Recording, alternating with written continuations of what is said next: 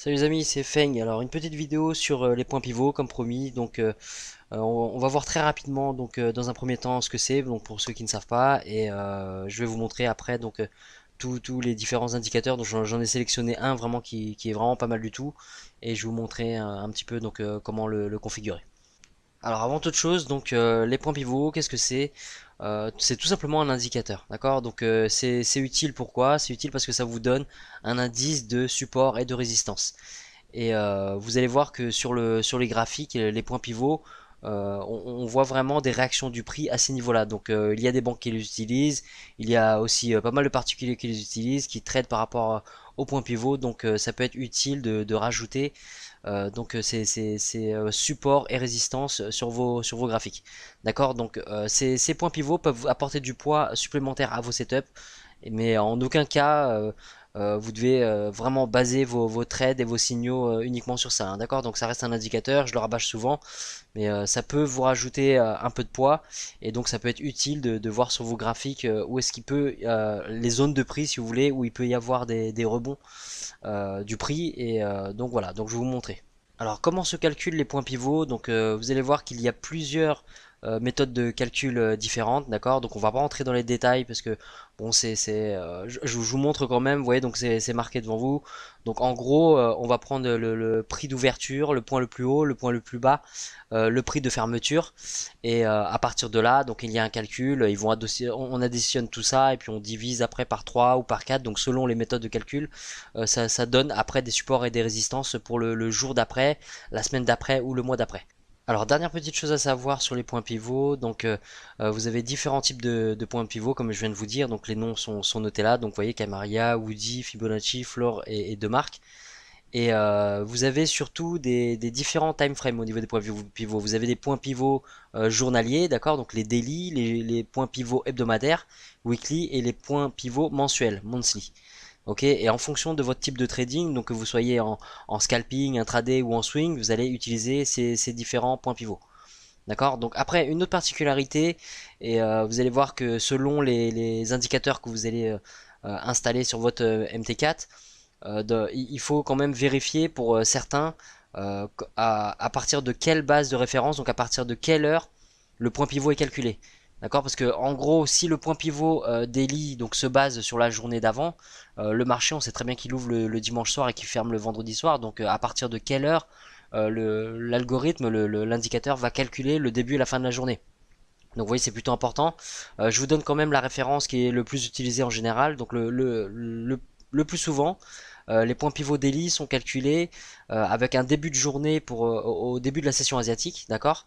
Et une fin de journée à 17 heures à la fin de la session de New York. Ok, pourquoi ils calculent comme ça? Tout simplement parce que, comme vous savez, il y a une sorte de gap, il y a un creux entre la fermeture de New York et l'ouverture de Tokyo, et donc on considère que le début de la journée c'est à Tokyo et donc la fin de la journée à la fermeture de New York. Alors, les premiers points pivots que vous pouvez utiliser sont ceux de TradingView, donc c'est très simple, vous allez dans Indicateur, ok, vous écrivez pivot, et vous lancez donc pivot standard.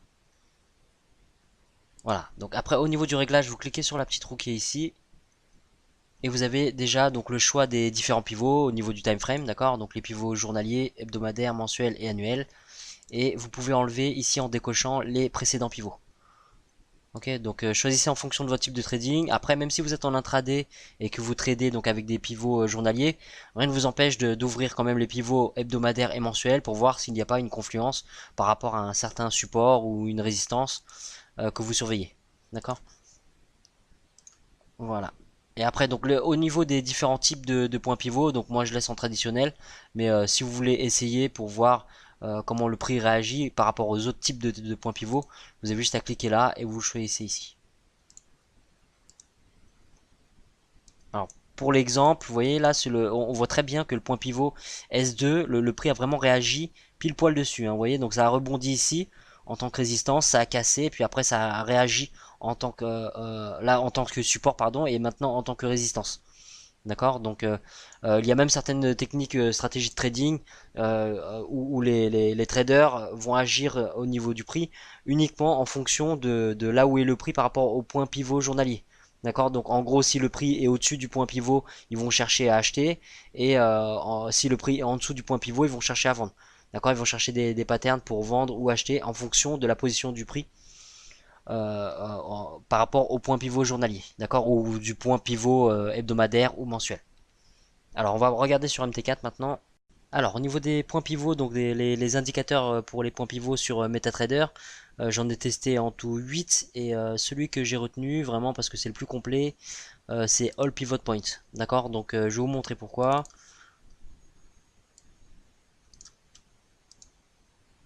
Voilà. Alors une fois qu'il est lancé, donc si vous ne voulez pas tous les précédents pivots, ce que vous faites, vous allez tout simplement dans liste des indicateurs, double-cliquer et ici historical vous enlevez. Vous mettez juste aujourd'hui. Voilà, d'accord. Donc du coup vous avez uniquement les pivots du jour. Okay. Ensuite au niveau des différents réglages, donc vous pouvez donc choisir le time frame ici. D'accord, donc si vous voulez par exemple les points pivots hebdomadaires, vous mettez one week. Et il va le calculer donc par rapport à la semaine d'avant. D'accord, et là vous avez donc vos points pivots hebdomadaires.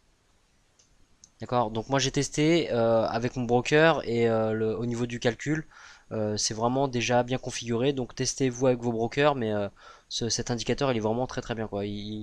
Il se cale directement par rapport à la fin de la session de New York. Donc vraiment c'est impeccable. Et j'ai vérifié, j'ai comparé par rapport à TradingView et les points pivots donc traditionnels sont exactement les mêmes. D'accord, au même niveau de prix si vous voulez. Alors au niveau des différents réglages, sinon ce que vous pouvez faire. Donc je vous parlais tout à l'heure des différents types de calcul des points pivots. C'est ici que ça se passe, Calculation Mode, d'accord. Donc comme je vous ai dit, ce sont des calculs différents.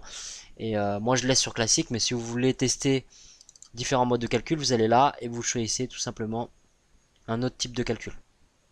Ok, donc c'est pour ça que j'aime bien cet indicateur là. Au niveau des points pivots, il est très complet. On peut choisir les différents time frames. Il est déjà bien calibré au niveau des horaires et vous avez les différents types de calculs qui sont ici. Si vous descendez après, tout est vraiment paramétrable. Vous pouvez supprimer certains niveaux de support ou de résistance. Vous pouvez changer donc d'un point de vue esthétique, la couleur, les lignes, mettre des pointillés. Enfin, il est vraiment entièrement paramétrable. D'accord. Donc cet indicateur là, au niveau des points pivots, c'est celui que j'ai retenu.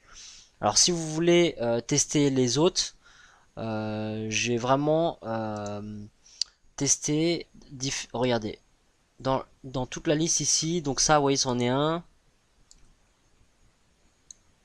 Celui-là aussi, celui-là aussi, SDX c'est aussi des points pivots, YX sont des points pivots aussi, donc il y en a 8. Donc ce que je peux faire, si vous voulez les essayer et les tester, moi je vous envoie les 8, d'accord, et après vous faites comme vous voulez. Mais celui que je vous recommande parce qu'il est plus complet, c'est, souvenez-vous, All Pivot Points, celui-là, d'accord. Donc soit sur TradingView vous mettez pivot standard, soit vous lancez All Pivot Points, ok. Donc comme d'habitude, vous pouvez me laisser votre mail directement aux commentaires de la vidéo et moi je vous envoie ça dès que je peux. D'accord. Et vous inquiétez pas par rapport à votre mail, hein, comme vous avez pu le voir par rapport aux précédentes fois où je vous ai envoyé par exemple le simulateur ou les templates.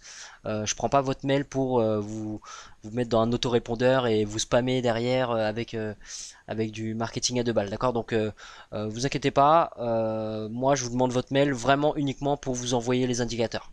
Ok, donc laissez en commentaire vos mails ou mettez info et je vous contacte et je vous envoie tout ça et vous m'en direz des nouvelles. Ouais les amis, c'est la fin de la vidéo, donc j'espère que ça vous a plu. Juste un petit récap au niveau des points pivots. Donc pensez bien à les utiliser uniquement en complément d'autres supports et de résistance.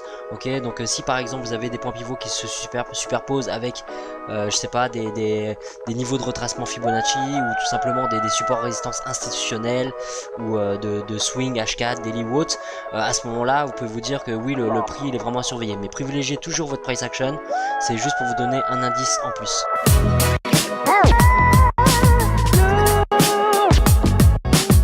Law.